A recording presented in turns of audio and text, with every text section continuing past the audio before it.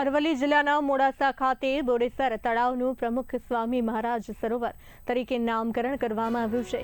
BAPS Swaminarayan સંસ્થા દ્વારા આયોજિત આ કાર્યક્રમમાં સંતો, મહંતો, અગ્રણીઓ તેમજ મોટી સંખ્યામાં હરિભક્તો ઉપસ્થિત રહ્યા હતા। પ્રમુખ સ્વામી મહારાજની સ્મૃતિને સમર્પિત આ નામકરણ કાર્યક્રમને લઈને હરિભક્તોમાં ઉત્સાહ જોવા મળ્યો હતો। ધાર્મિક માહોલ વચ્ચે તળાવના નામકરણનો વિધિવત કાર્યક્રમ સંપન્ન થયો હતો।